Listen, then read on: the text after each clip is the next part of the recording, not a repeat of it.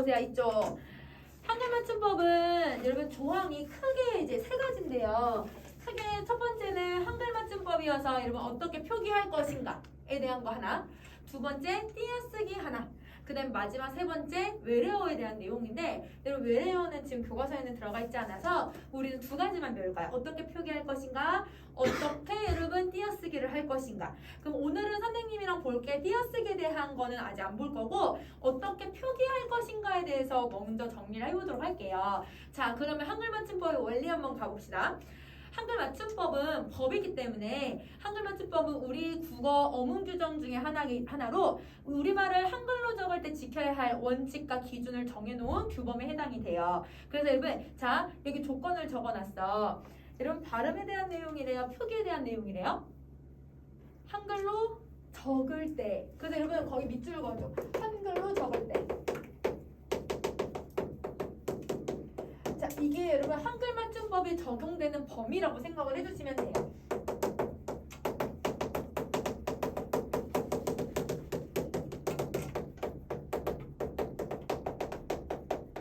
외래어 표기는 외래어 표기법이 따로 있고 그 다음에 여러분 이게 이제 우리가 사투리는 사실 이제 우리말에서 표준어가 아니기 때문에 우리말을 기록을 할 때 해당하는 범위가 가장 기본적인 게 한글로 적을 때 이게 여러분 맞춤법을 적용하는 방법이라고 생각을 해주면 돼요. 자, 그러면 여러분 이 기본 원리 세 개 중에 아까 선생님이 얘기했던 두 가지를 정리 한번 해볼게요. 자, 제일 먼저 제1항.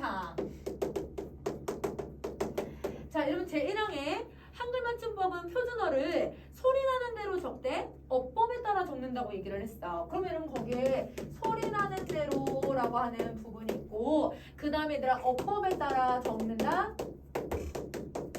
여기 이렇게 해서 선생님이 밑줄을 그어놓고 빈칸 만들어놨을 거예요. 그쵸? 거기다 뭐라고 써주시냐면 여러분 이 소리나는 대로 적는다라고 하는 게 가장 기본 원칙이야. 그래서 거기다가 대원칙이라고 써주시고 그리고 여러분 어법에 맞도록 한다라고 하는 건 소원칙이라고 정리해 주시면 돼요.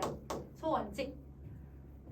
자, 그러면 이거는 얘들아 법이잖아. 우리 얘들아 법을 배우는 변호사들이나 얘들아 이 법조인에 해당하는 사람들은 법에 얘들아 한 글자만 달라도 얘들아 의미가 달라진다고 생각하거든.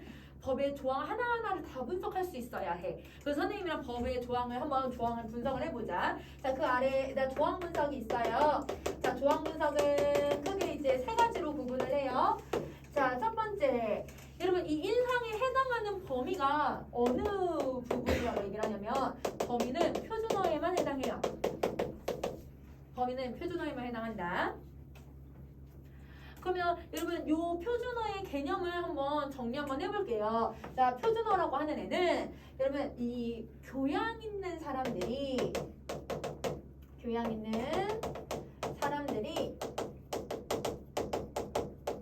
주로 쓰는 현대서울말 이거를 우리는 표준어라고 해요. 그러면 사투리는 그럼 여러분 맞춤법을 지킬 필요가 있다 없다? 없다. 그리고 외래어 지킬 필요가 없다. 외국어 지킬 필요 없다. 오롯이 여러분 표준어만 해당한다라고 생각을 해주면 되는 거야. 자, 그러면 표준어에서 여러분 어떤 적기를 아까 대원칙이라고 했었냐면요. 여러분 두 번째 대원칙이 소리내로 적기예요.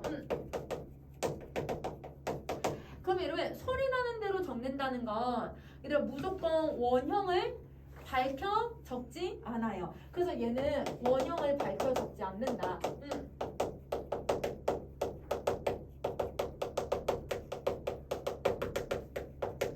이렇게 정리를 해주시고 원형을 밝혀 적지 않는다.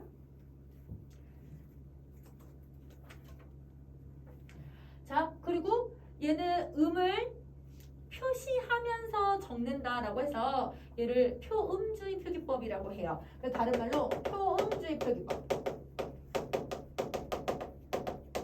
이렇게 정리할 수 있을 것 같아. 소리내로 적고 그 다음에 원형을 밝혀 적지 않고 표음주의 표기법이라고 부른다. 자, 그러면 세 번째도 한번 가보자. 그럼 세 번째는 이제 소원칙에 대해서 한번 분석을 해볼 건데 소원칙은 어법에 맞도록 적는데요. 그래서 선생님 어법에 따라 적기라고 쓸게요. 어법에 따라 적는데 얘는 여러분 어법이라고 하는 건 우리 문장의 가장 기본이 되는 단어에 따라서 적는 거거든요. 근데 단어를 이루는 요소들 중에 어떤 애들이 있냐면 형태소라고 하는 애들이 있어요. 형태소의 원형을 밝혀서 적을 거예요. 그래서 얘는 원형을 밝혀 적는다. 원형을 밝혀 적고요. 자, 원형을 밝혀 적으니까 뭐라고 하냐면 표의주의 표기법이라고 해요. 표의주의 표기법이라고 한다. 의미를 밝혀서 적으니까 표의주의 표기법. 그래서 여러분 다른 말이 뭐가 나오는지를 잘 구분을 해줘야 될 것 같아. 자, 이거 정리 다 하셨으면 여러분 그 아래 정리 다시 한번 해볼게요. 자, 왜 그러면 소리 나는 대로 적는 게 왜 대원칙에 해당할까? 그럼 이 대원칙에 해당하는 이유가 뭐 때문이냐면요. 우리 말은, 우리 글은 여러분 소리를 표현해서 글을 쓸 수 있는 표현 문자이기 때문이에요. 그래서 거기다가 표현 문자라고 써줍시다.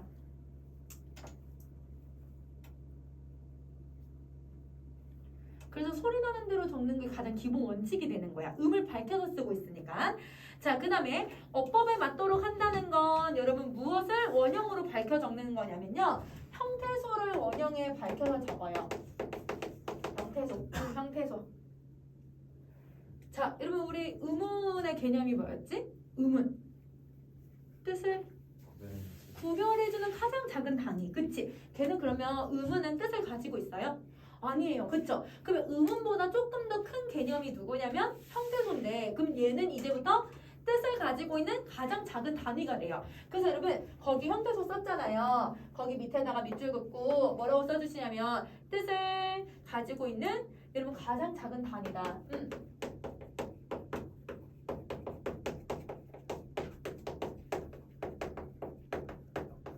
이거에 해당한다. 뜻을 지니고 있는 가장 작은 단위에 해당한다. 자, 그래서 여러분 이거를 왜 밝혀서 쓴다고 하냐면 왜 형태소를 밝히냐면 뜻을 정확하게 구별할 수 있게 우리가 의미를 더 정확하게 인지할 수 있게 이걸 쓰고 있다라고 생각을 해주시면 돼요. 자, 그러면 여러분 우리 2항을 가기 전에 요거 내용 조금 더 정리하고 가버릴까? 일단 3쪽으로 가보자. 자, 여러분 3쪽으로 가시면 선생님 3번에 표음주의, 표의주의라고 써놨을 거예요. 거기다가 정리 한번 해봅시다. 자, 여러분 제일 먼저 여러분 표음주의는 아까 얘기했듯이 소리 나는 대로 적는 방식을 얘기를 해요. 그래서 얘는요. 음을 밝혀서 적을 거니까 발음이랑 표기랑 무조건 같아야 돼요. 무조건 같다. 그래서 거기에 발음 표기라고 쓰고 자, 그 다음에 다시 가자. 자, 그러면 여러분 표현주의는 소리 나는 대로 써. 그럼 얘들아 우리가 굳이 맞춤법을 하나하나 다 생각할 필요가 없어. 쓰기가 너무 편해. 그래서 여러분 거기 첫 번째 소리대로 적기 때문에 너무 쓰기 편하다. 이게 장점이에요. 이게 장점이에요. 자, 근데 동일한 단어라도 발음 환경에 따라서 다르게 적을 거기 때문에 그러면 여러분 발음이 너무 난해해진대. 그럼 여러분 여기서 독해가 난해해진다고 했는데 여러분 이 난해하다라고 하는 여러분 예시 시험 문제 낼 때 예시로 뭘 많이 내냐면 교과서에 나온 내용이기도 해요. 이런 내용이에요. 자, 여러분 이거를 소리 나는 대로 한번 적는다고 한번 생각을 해보자. 이거 어떻게 소리를 내야 돼? 그치. 그래서 여러분 표기를 만약에 소리대로 적는다고 하면 이렇게 적을 거야. 그치? 자, 그 다음에 꽃에다가 이를 붙이면 여러분 어떻게 발음이 돼요? 꽃이. 그치. 그러면 여러분 이렇게 표기를 하게 된다는 거야. 소리 나는 대로 쓰면. 자, 그 다음에 여러분 꽃에다가 이번에는 뒤에 만을 붙이면 이거 발음은 어떻게 돼? 꽃만. 그렇지. 그래서 여러분 얘가 소리 나는 대로 적으면 형태가 다 똑같아요. 형태가 다 달라요. 얘네가 그러면 누구를 가리키는 말일까? 이 꽃일까? 아니면 꽃에 이제 지읒 받침일까? 원래 디귿일까? 티읒일까? 뭔지를 구분을 하기가 힘든 거야. 자, 더더구나 꼬치 같은 경우는 얘들아 우리 먹는 꼬치도 있잖아. 꽃이라고만 딱 써놨으면 이게 꽃과 이신지 아니면 정말 먹는 꽃인지 구별하기가 힘드니까 독해하기가 난해하다. 그러면 소리 나는 대로 적는 거에서 얘들아 독해가 난해하다는 건 이게 가지고 있는 단점에 해당하는 거죠. 그러면 소리대로 적는 건 장점, 쓰기 편한 건 장점, 독해가 난해한 건 단점 이렇게 정리해주면 돼요. 자, 그러면 여러분 요거는 여러분 예시로 제일 많이 나오고 교과서에도 나온 예시니까 잘 기억을 해줘. 그러면 요렇게 표기하면 요런 특징을 가지고 있는 거야. 알겠지? 자, 그러면 이제 두 번째 가자. 표의주의 표기법. 자, 이 표의주의 표기법은 의미를 밝히는 거기 때문에 발음하고요, 표기하고요, 절대 같을 수가 없어요. 그래서 여러분 같지 않은 걸 골라주시면 돼요. 물론 얘들아 같게 발음되는 애들도 있긴 한데 그건 이제 어법적으로 따져서 보면 되는 거니까 우선은 기본적으로 발음하고 표기가 같지 않는 경우들은 다 여기에 해당한다라고 생각을 해주면 될 것 같아. 자, 그럼 얘가 가지고 있는 장점은요, 어법대로 뭘 밝혀 적을 거냐면 원형을 밝혀 적을 거기 때문에 인지 효과가 너무 좋아. 독해가 되게 수월해져. 독해가 수월해지는 거니까 얘들아, 그래서 얘가 장점에 해당한다. 장점. 자, 그 다음 원형을 밝혀 적다 보니까 발음하고 지금 표기가 다르잖아요. 그러니까 내가 쓰기가 너무 불편해, 힘들어, 어려워, 맞춤법 맞추기가. 그래서 이게 단점이라고 생각을 해주시면 돼요. 그러면 여러분 이 원형을 밝혀서 적었을 때 장단점은 바로 얘들아 여기 위에 있는 얘를 표기하는 방식의 특징이 되는 거지. 그럼 얘들아 이렇게 원형을 밝혀서 다 적으니까 발음하고 표기를 다 밝혀서 적어야 되기 때문에 우리는 되게 힘들지만 그래도 의미를 좀 더 것에 대한 이야기들을 하고 있구나 바로 캐치할 수 있겠지. 그치? 그래서 이렇게 내용 정리할 수 있어요. 자, 그러면 이제 우리 문제를 한번 풀어볼까 얘들아? 자, 앞으로 가서 이쪽으로 가서 자, 이쪽 아래에 얘들아 직접 해봅시다 라고 되어 있는 부분이 있어요. 그 부분에 얘들아 소리하고 표기가 동일하면 얘들아 동그란 표시를 하시고 소리하고 표기가 다르면 세모 표시를 한번 해볼까? 지금 해보자.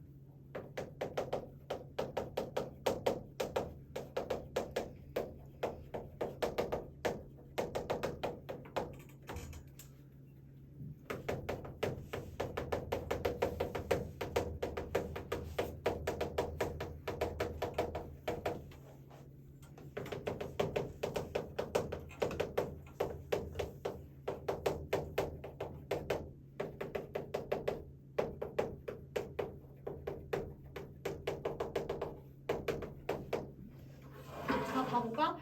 여러분 얘는 발음을 했을 때 꽃이에요. 그죠? 그러니까 발음하고 지금 표기가 다르네요. 그래서 얘는 세모 표시를 해줘야 되고 구름 하늘 놀다는 다 발음이 똑같아. 그치? 그래서 다 동그라미 표시되어 있어야 돼.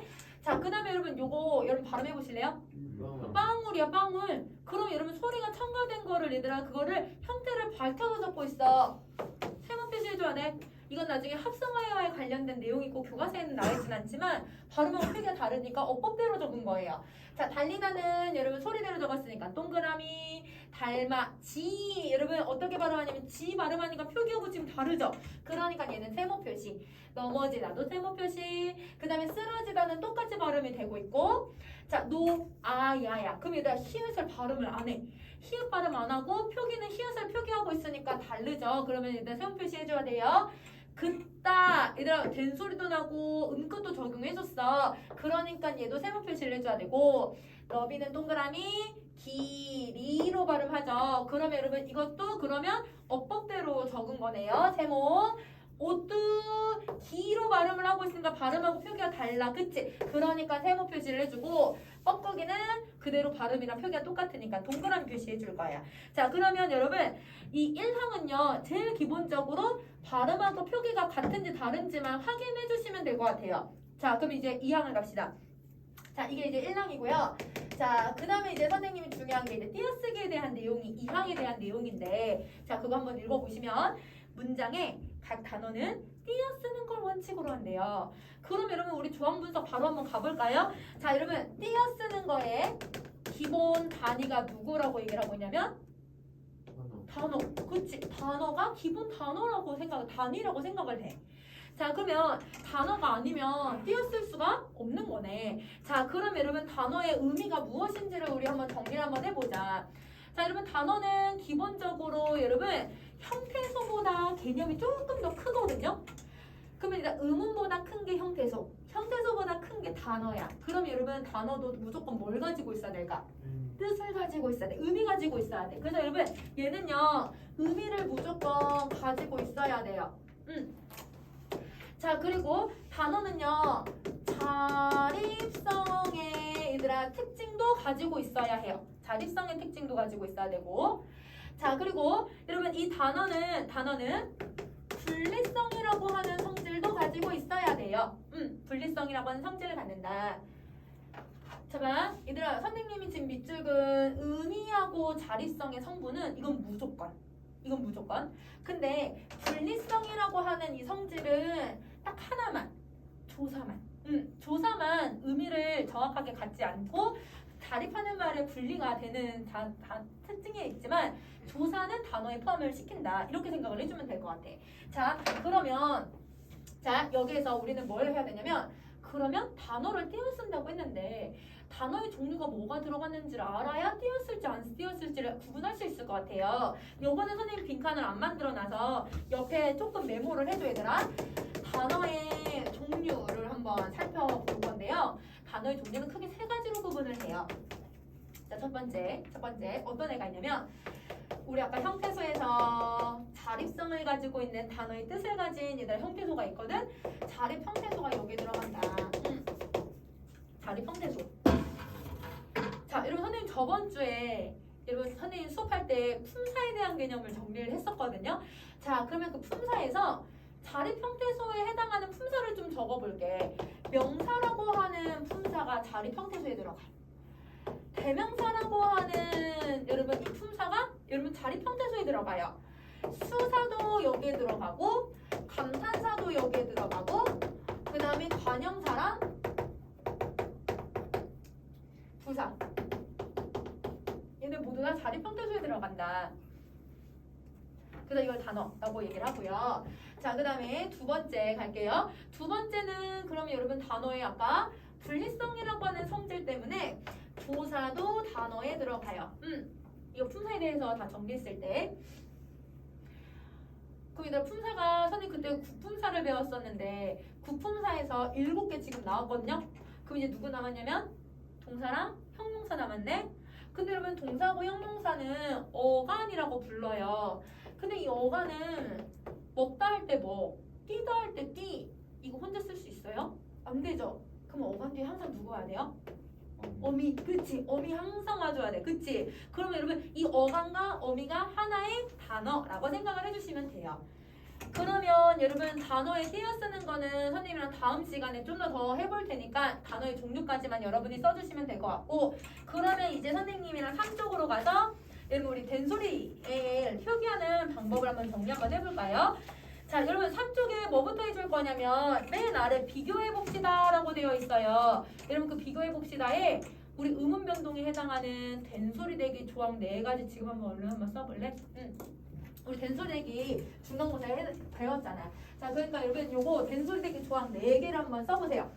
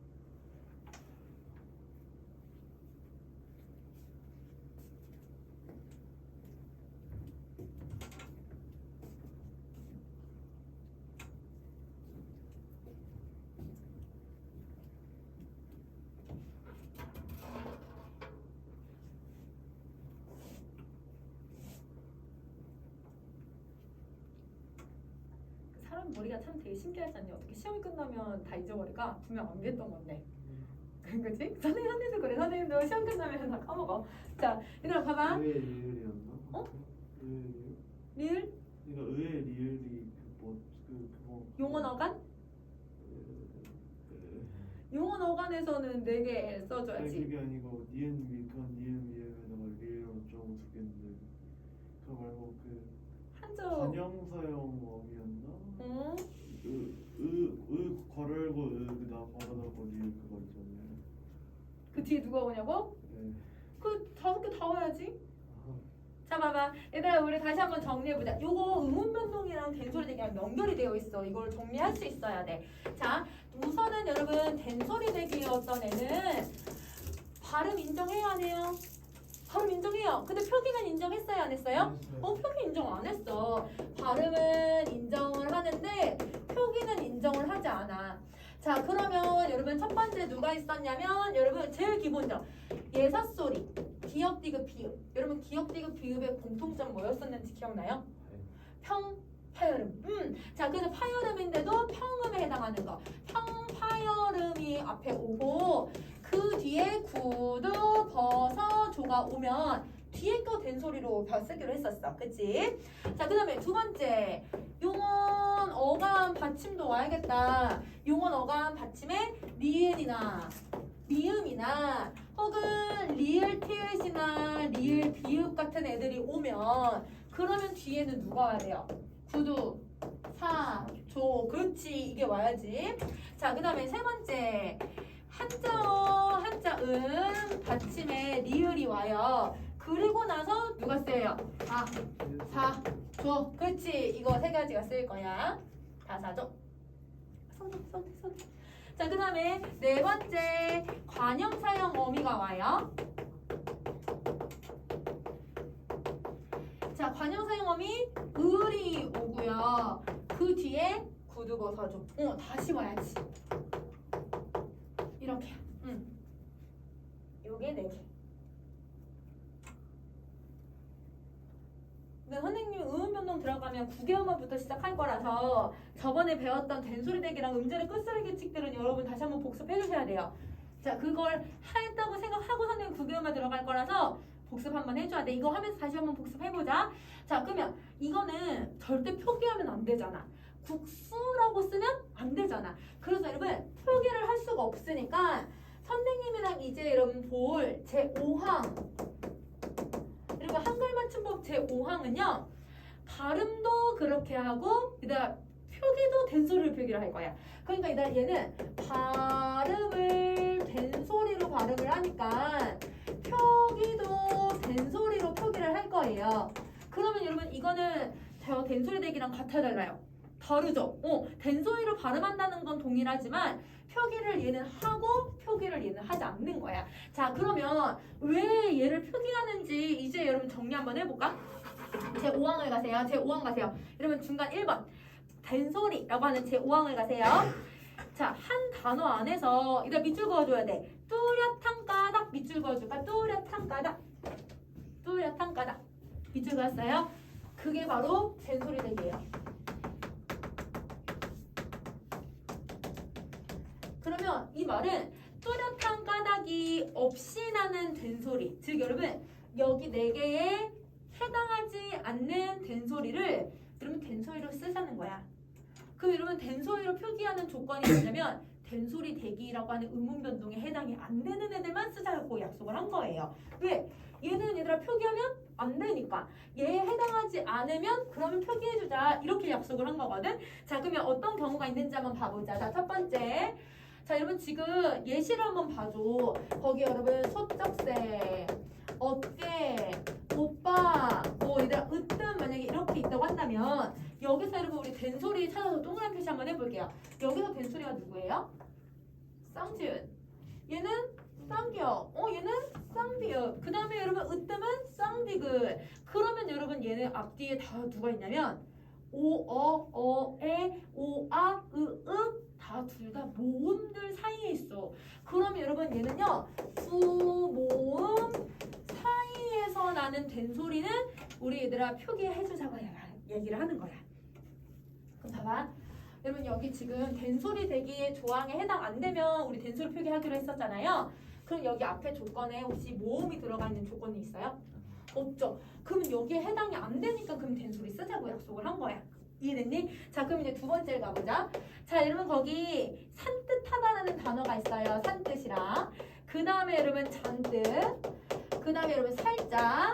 여러분 선생님 예시 두 개 더 쓸 테니까 여러분도 예시를 좀 더 써줘. 엉뚱. 그 다음에 얘들아 저 움찔. 이거 두 개만 더 써줘.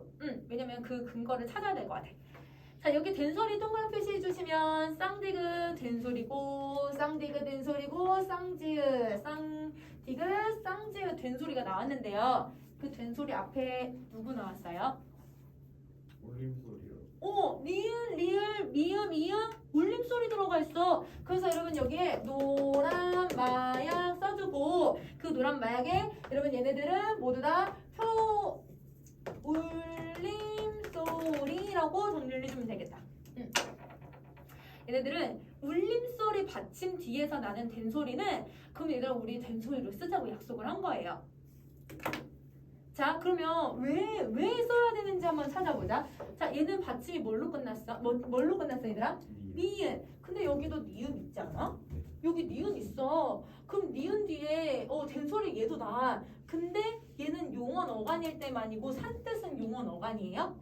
얘는 어간이 아니라 얘는 부사야. 그러니까 얘들아 여기에 해당하지 않는 거지. 그러니까 된소리 쓴 거고 잔뜩도 받침 니은이 왔어요. 그러면 잔뜩이 어간이에요? 아니죠. 쟤도 부사야. 살짝 얘들아 리을 왔거든? 리을이 얘들아 혹시 한자어야? 쟤 순우리말이야. 살짝 얘들아 관형사형 어미야?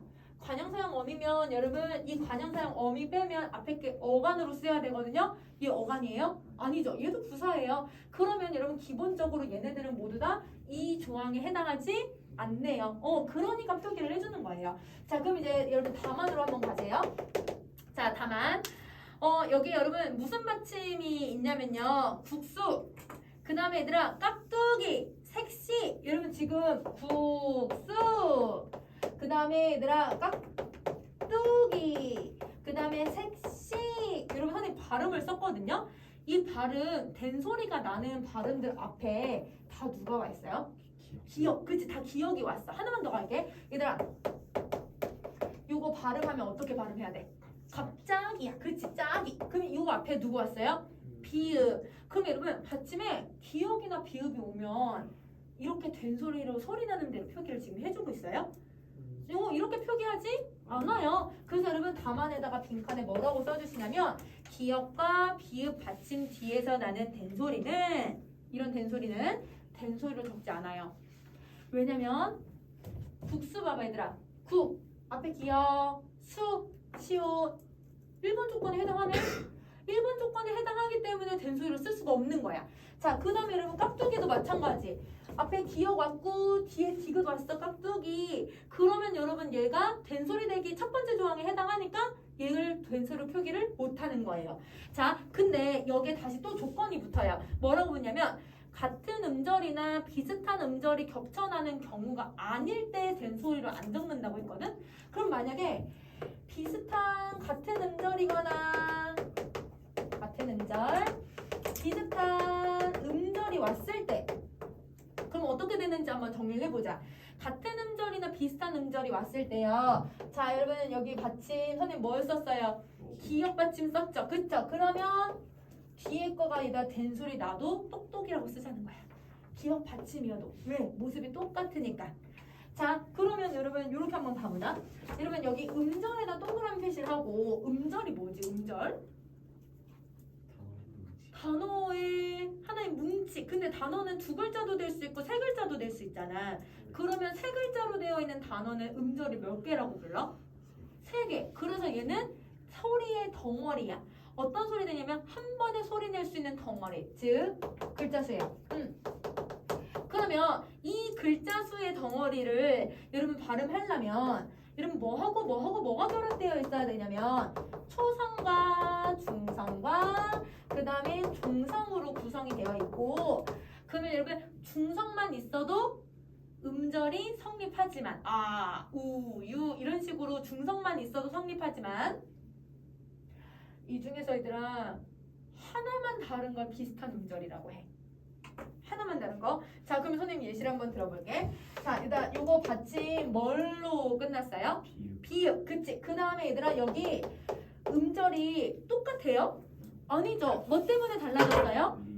리을. 일단 중성 때문에 달라졌어. 그렇지만 하나 때문에 달라졌잖아. 그럴 때는 비읍 받침이 와도 뒤에 쌍시옷을 쓰는 이유는 비슷한 음절이어서 쓰는 거야.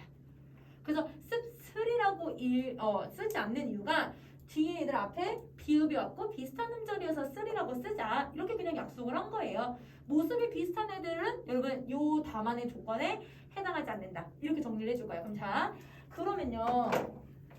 이 첫 번째 두 몸 사이에 있는 애들은 발음하고 지금 표기가 똑같이 나요? 어깨, 오빠, 으뜸 발음하고 표기하고 똑같나요? 잘 봐봐. 어깨라고 발음하고 어깨라고 표기를 해. 오빠라고 읽고 쓰잖아. 그치? 그러면 얘는 표음주의예요? 표의주의예요? 표음주의예요. 그렇죠? 자, 그러면 2번도 봐봐. 산뜻, 잔뜻, 살짝, 엉뚱, 움찔을 보면 쌍디귿이다. 이렇게 된소리로 표기를 되는 애들은 얘네들 모두 다 소리 나는 대로 그냥 표기해주고 있어. 표음주의야. 자, 근데 얘들아 기역 비읍으로 되는 애들은 얘들아 요거 국수라고 발음하는데 국수라고 쓰잖아. 깍두기라고 쓰잖아. 그러면 얘는 기역 비읍 받침은 어떻게? 표의주의고 근데 똑똑 씁쓸 이거는 표의야. 그렇지. 그래서 여러분 한 단어 이 한 조항 안에서도 표은지 표음인지 여러분이 구분하실 수 있어야 될 것 같아요. 자, 이거 정리 다 하셨으면 그 아래 3쪽에 직접 해봅시다. 문제 있어요. 그럼 여러분 그 문제 빈칸 하나씩 하나 채워보실래요?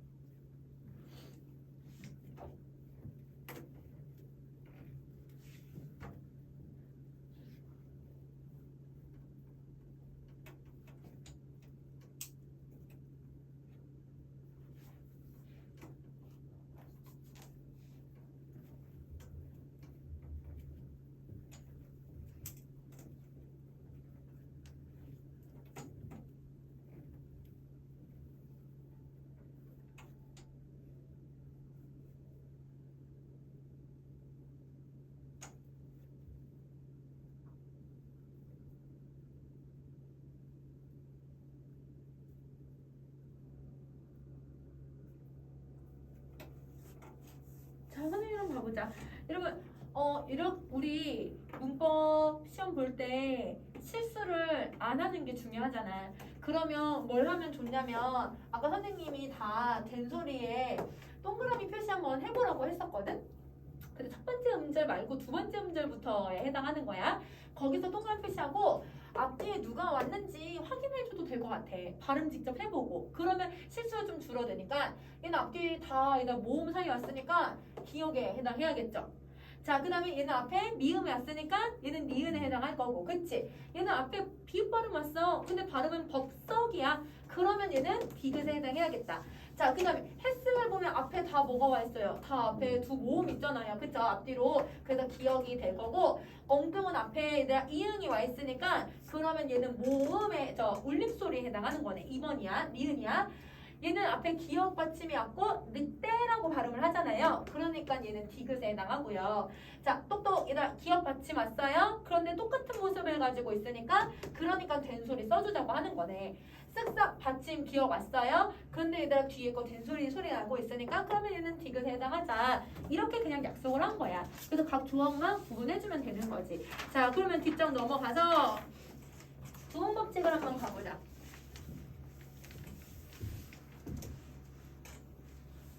여러분 우리 그 북한에 보면 북한은 이 두음 법칙을 적용하지 않아요. 자, 그리고 우리 옛날 이제 조선시대 때까지, 즉 여러분 조선시대 때까지도 아니야. 언제까지냐면 여러분 우리 그 일제강점기까지만 하더라도 우리 말에는 두음 법칙이라고 하는 법칙이 없었어요. 이 두음 법칙은 남한에만 여러분 이제 남북이 얘들아 분단이 되고 나서부터 나타나는 변동 현상이라고 생각을 해주시면 되는데, 이렇게 생각하시면 돼요. 약간 음운 변동으로 포함해서 배우는 학교들도 사실은 지금 있어. 이거 왜 그러냐면 여러분 니은이 없어져요. 혹은 리을이 없어지기도 해요. 음운 변동처럼 탈락을 해버리는 거지. 리을이 니은으로 바뀌기도 해요.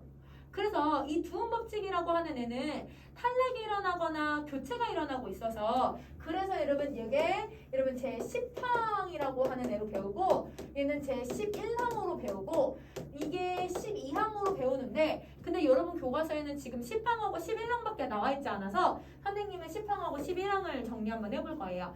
자, 그럼 제 10항부터 한번 시작을 해봅시다. 자, 여러분 우선은 두음이 뭔지를 알아야 정리할 수 있을 것 같아. 그래서 여러분 거기 이번에 두음 법칙이라고 적혀져 있잖아요. 여기에다가 두음이라고 하는 부분에다가 네모 표시를 해줄까?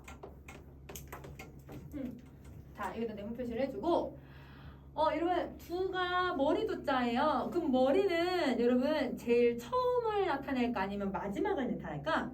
처음이야. 그렇지. 단어의 첫머리에서 나는 음을 두음이라고 해요. 그래서 여러분 두음은 단어의 첫머리. 그러면 단어의 첫머리니까 음절의 첫머리가 아니야.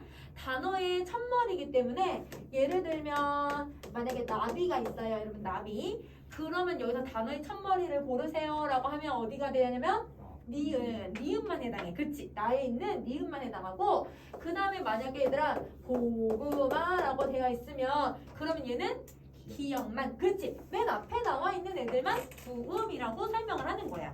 그러면 우리 두음 이제 한번 좀 정리 한번 해볼게. 자, 여러분 제 10항이에요. 자, 제 10항에 뭐라고 되어 있냐면 한자음이라고 되어 있지 않니? 그치? 그래서 여러분 한자음에다가 밑줄 한번 쫙 그어주시고, 두음 법칙이 적용되는 범위예요. 이게 두음 법칙이 적용되는 범위.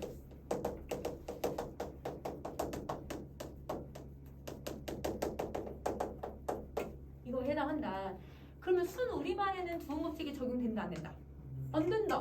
외래어에는 두음 법칙 적용된다 안 된다? 안 된다. 오롯이 여러분 딱 순 한자음에만 적용이 되는 거야. 그러면 한자음 중에서 여러분 녀, 뇨, 뉴, 니, 이러면 한자어에 니은으로 시작하는 여뇨느니가 첫머리에 왔을 때, 그러면 두음 법칙에 따라서 얘를 어떻게 쓰자고 약속을 한 거냐면 여, 요, 유, 이로 써요.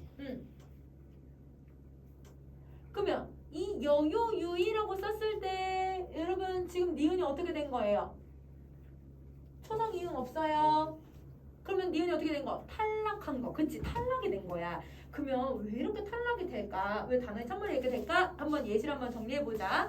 자, 여러분 거기 보면요, 여자라고 하는 글자가 있어요. 그러면 여러분 이 여자가 여러분 단어에 지금 첫머리에 오니까 지금 여라고 지금 소리가 났는데 얘를 단어의 첫머리가 아닌 부분에다가 넣어볼게. 자, 그게 어디냐면 어떤 거냐면 남여야. 그러면 여러분 똑같은 글자인데 일단 단어의 첫머리에 올 때는 두음 법칙을 적용을 하네요. 자, 그런데 두 번째 음에 오니까 두음 법칙을 적용하지 않고 보는 대로 발음을 해요. 보는 대로 발음하고 표기.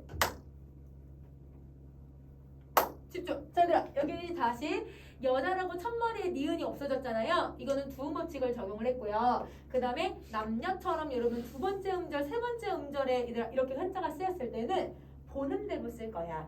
그래서 여러분 이거 예시를 남녀도 써줘야 돼. 자, 그 다음에 여러분 두 번째는 요소할 때 이 요자가 얘들아 우리 그 이제 오줌에 대한 내용인데요. 요소할 때는 얘들 앞에 요라고 썼거든? 그럼 두음 법칙 적용했다 안 했다? 했다. 두음법칙이 원래 요자거든. 요. 근데 얘가 두 번째 오면 얘들아 원래대로 요로 발음이 돼. 그러면 얘는 본음대로 적용이 된 거라서 두음법칙을 적용시키지 않았죠. 자, 그 다음에 유대는 여러분 원래 한자가 뉴예요. 뉴. 뉴니까 여러분 뉴가 유로 바뀌었잖아요. 두음법칙 적용했어요. 자, 그러면 여러분 여기가 이제 두 번째 오면 이 똑같은 한자가 쓰였을 때가 결류라고 써. 그러면 결류로 썼을 때는 본음대로 표기를 했기 때문에 두음법칙이 적용되지 않죠. 쓰고 있니? 써 빨리. 요 예시도 다 나온다고. 얘들아 좀 써. 응. 자, 그 다음에 여러분 다시 익명을 갈게요. 익명은 원래 한자가 닉자예요. 그러면 이 닉자가 단어의 첫머리에 오니까 두음법칙 적용을 해요. 그러면 얘가 두 번째 음절에 오면 이렇게 탐닉 혹은 은닉 이런 글자가 오면 본음대로 쓰죠. 두음법칙 적용하지 않아요. 그래서 얘는 이렇게 정리를 해주자. 자, 여러분 예시를 많이 알고 있어야 돼. 그래서 여러분 학교 선생님이 얘기해준 예시들을 꼭 암기를 해주셔야 되고, 그 다음에 한자가 나와. 근데 지금 선생님 한자를 안 쓰긴 했지만 학교 선생님들이 한자를 안 써주실 때도 있단 말이야. 그러니까 예시를 꼭 기억을 해줘야 돼. 자, 그래서 얘는 두음법칙 적용하는 거랑 안 하는 걸 여러분 기억해 주시고요. 자, 그 다음에 다만으로 가볼게요. 자, 다만 한자 음인데도 불구하고 여러분 의존명사로 쓰일 때는 냐나 녀를 여러분 두음법칙을 적용하지 않고 그 음을 그대로 인정을 한대요. 그 인정한다는 건 본음대로 표기한다. 본음대로 발음하고 표기한다.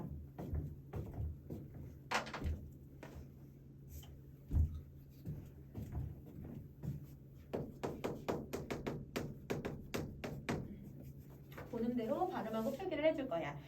자, 여러분 우리 양자가 한자 음인데 여러분 야로 시작했잖아요. 그럼 봐보세요. 한, 띠고, 냐. 우리 옛날 그 돈 셀 때 한냥, 두냥, 세냥 이렇게 쓰잖아요. 그치? 그래서 얘가 단어에 지금 첫머리에 왔음에도 불구하고 양자라고 안 읽어. 그래서 이런 거를 얘기하고요. 자, 그 다음에 여러분 또 거기 어떤 애가 있냐면 연자가 들어갔어. 일, 띠고, 년인데요. 이 년이 녀라고 시작을 하고 있는데 단어의 첫머리에 왔지만 얘들아 두음법칙 적용 안 했어. 두음법칙을 적용하지 않았던 이유는 의존명사로 썼기 때문이야. 자, 그 다음에 여러분 1997년도 여러분 이것도 의존명사로 써가지고 똑같은 여러분 연자니까 이렇게 얘들아 두음법칙을 안 쓰는 거예요. 근데 참고로